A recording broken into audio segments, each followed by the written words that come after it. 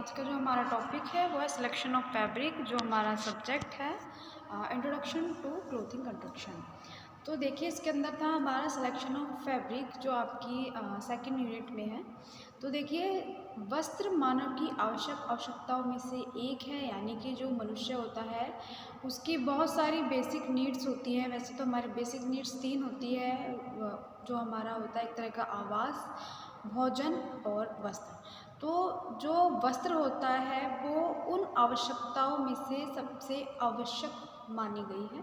तो वर्तमान समय में कृत्रिम और मानव निर्मित तंतुओं का आविष्कार परिधान और तंतु विज्ञान में क्रांति लाने वाला एक उत्तेजक तत्व है। यानी कि देखिए जो अब आज का जो टाइम है, यानी कि आज के टाइम में इतने ज़्यादा आर्टिफिशियल फाइबर्स आ गए हैं। कुछ तो पहले टाइम में जो नेचुरल फाइबर्स थे उनके साथ साथ अब आर्टिफिशियल फाइबर्स इतने ज़्यादा हो गए हैं, तो इतनी ज़्यादा वैरायटी आ चुकी है फाइबर्स में।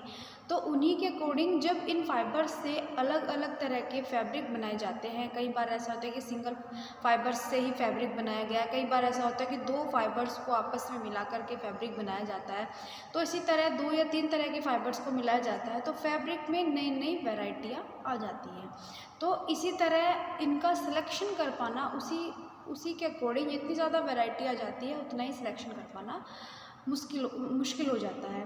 तो एक क्रांति लाने वाला एक उत्तेजक तत्व है। इन्हीं तंतुओं के कारण परिवारों के सामने अधिक मात्रा और प्रकार से परिधान उपलब्ध होते हैं। यानी कि जितनी ज़्यादा वैरायटी होगी उतना ही ज़्यादा हमारा क्या होगा, फैब्रिक ज़्यादा होंगे, या हमारा जब हम किसी भी चीज़ को सिलेक्ट करते हैं तो उसमें थोड़ी बहुत ही क्या होती है, परेशानी आने लगती है जब इतनी सारी वैरायटियाँ आ जाती हैं। तो नए नए तरह के फ़ाइबर्स आते हैं और ज़्यादातर आर्टिफिशियल फ़ाइबर्स का यूज़ किया जाता है, जिनकी प्रॉपर्टी क्या होती है, बहुत ज़्यादा अच्छी मानी जाती है। क्यों? क्योंकि उनका कलर भी फेड नहीं होता, काफ़ी टाइम तक चलते हैं।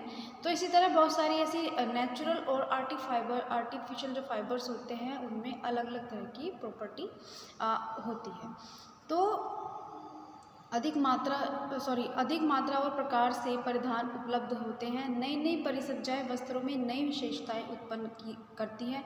यानी कि जब इतने तरह के जो फैब्रिक्स हो जाते हैं, उन फैब्रिक से जब हम गारमेंट बनाते हैं तो जब उनको फिनिशिंग दी जाती है, यानी कि उन पे अलग अलग परिसज्जाएं दी जाती है, अलग अलग फैब्रिक पर या फाइबर के अकॉर्डिंग उन वस्त्र पर क्या दी जाती है, परिसज्जा। या कई बार ऐसा होता है कि जिस उपयोग के लिए हमें फैब्रिक खरीदना है तो उस पर उसी के अकॉर्डिंग या जिस भी उपयोग में आना है वो फैब्रिक, उसी के अकॉर्डिंग उस पर परिसज्जा दी जाती है। कई बार किसी स्पेशल पर्पस के लिए भी फिनिशिंग दी जाती है, जैसे वाटर प्रूफ होता है या फायर प्रूफ होता है। तो इसी तरह यूज़ के अकॉर्डिंग ही वस्त्रों पर इतनी नई नई परिसज्जाएँ की जाती है, या कई बार इतनी ज़्यादा वैरायटी उत्पन्न की जाती है जिसके कारण वस्त्र की देख रेख भी आसान हो जाती है, क्योंकि ज़्यादा विशेषताएं उसमें ऐड की जाती है या ज़्यादा फिनिशेस में इतनी ऐड कर दी जाती हैं कि जो उनकी केयर होती है वो बहुत ईजी हो जाती है और वह पहनने वाले व्यक्ति पर भी आकर्षक लगते हैं। यानी कि जो पहनने वाला व्यक्ति है, जो भी व्यक्ति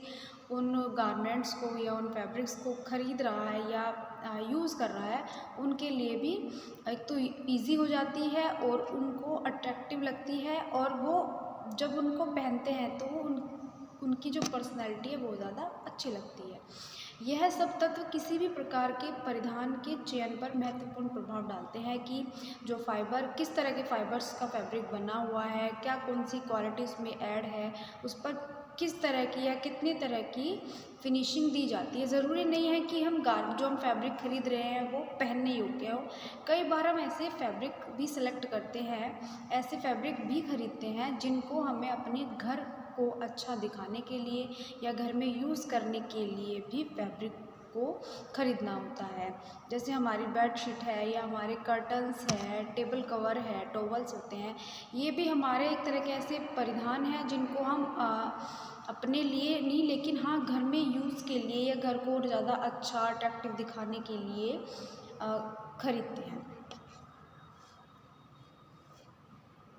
तो कभी कभी वस्त्रों का गलत चुनाव, डिज़ाइन, फिटिंग आदि उचित न होने से व्यक्ति के शारीरिक व्यक्तित्व में कमी आ जाती है। यानी कि कभी कभी हम फैब्रिक का जो गलत चुनाव कर लेते हैं या गलत तरीके से खरीद लेते हैं, चाहे उसमें उसका डिज़ाइन हो या उसकी गलत फिटिंग हो, ना होने से क्या होता है कि व्यक्ति जो गारमेंट्स पहनता है, जब तक वो गारमेंट्स उसकी प्रॉपर फिटिंग का ना हो, तब तक वो उसकी पर्सनैलिटी को नहीं निखार पाता, यानी कि उसकी पर्सनैलिटी डेवलप नहीं हो पाती। तो कहीं ना कहीं उसके शारीरिक व्यक्तित्व में कमी आ जाती है अगर हमने किसी गलत फैब्रिक को लिया है, या उसका डिज़ाइन गलत है, या उसकी फिटिंग गलत है, या फिर वो जो उसकी क्वालिटी है उस काम के अकॉर्डिंग उसमें वो क्वालिटी नहीं है फैब्रिक में।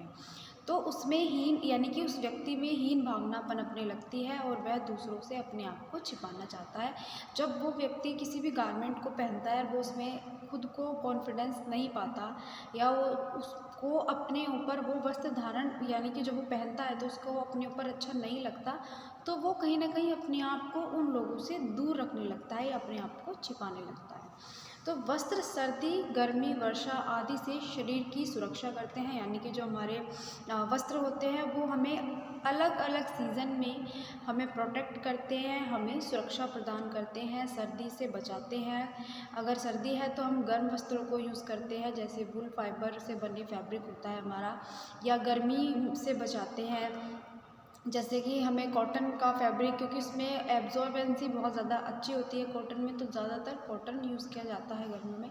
तो इसी तरह हमारे शरीर को सुरक्षा प्रदान करते हैं, हमारे शरीर को ढकने के साथ साथ जो वस्त्र होते हैं हमें प्रोटेक्ट भी करते हैं। साथ ही यह व्यक्तित्व विकास में भी सकारात्मक भूमिका अदा करते हैं, यानी कि जो हमारी पर्सनैलिटी डेवलप है तो उसमें क्या करते हैं, एक पॉजिटिव रोल अदा करते हैं कि एक व्यक्ति जब अपने गारमेंट्स को पहनता है तो उसके अंदर एक सकारात्मकता, यानी कि पॉजिटिव थिंकिंग आती है। तो वस्त्र व्यक्ति के व्यक्तित्व को निर्धारित करते हैं और वस्त्रों से ही व्यक्ति की संस्कृति व अभिरुचि परिलक्षित होती है, यानी कि जो व्यक्ति वस्त्र पहनता है तो कहीं ना कहीं वस्त्रों से भी व्यक्ति की संस्कृति का पता चलता है, उसकी अभिरुचि का पता चलता है।